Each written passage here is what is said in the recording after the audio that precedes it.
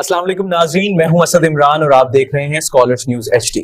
और मैं हूं नूर फातिमा। आइए नजर डालते हैं आज की अहम खबरों पर। मुआविन खसूसी बराए इत्तलात खैबर पख्तूनख्वा शफी जान का कहना है कि 27 सितंबर को इस्लामाबाद मार्च का होमवर्क कर चुके हैं, जामे प्लान के साथ आ रहे हैं। गुफ्तगू करते हुए शफी जान ने कहा कि 27 सितंबर 2026 को PTI इस्लामाबाद की तरफ मार्च करेगी। सफर पेशावर से शुरू होगा, रुख इस्लामाबाद का होगा।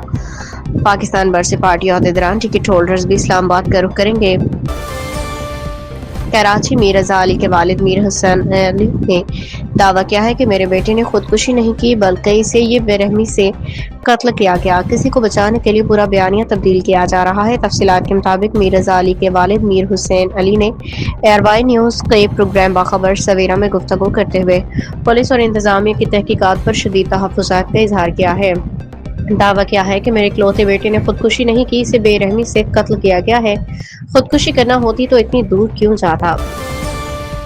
वज़ीर दाखिला मोहसिन नकवी का कहना है कि वज़ीर आज़म की क़यादत में हुकूमत आईनी मुद्दत की 5 साल मुकम्मल करेगी। शहबाज शरीफ 5 साल तक ओहदे पर रहेंगे। साफ़ियों से गैर रस्मी गुफ्तगू करते हुए मोहसिन नकवी ने मशवरा किया कि वजारतों की कारकर्दगी जांचने के लिए वज़ीर आज़म शहबाज शरीफ तमाम वजारतों का थर्ड पार्टी ऑडिट करवाएं, हक़ाइक़ अवाम के सामने आए, मालूम हो सके कि कौन सी वजारत कितनी कारकर्दगी दिखा रही है। पाकिस्तान ने वेस्ट इंडीज को दूसरे टेस्ट मैच में 8 विकेटों से शिकस्त देकर सीरीज 1-1 से बराबर कर ली। पोर्ट ऑफ स्पेन में खेले गए मैच में पाकिस्तान ने वेस्ट इंडीज की जानिब से दिया जाने वाला 75 रन का हदफ 2 विकेटों के नुकसान पर हासिल कर लिया।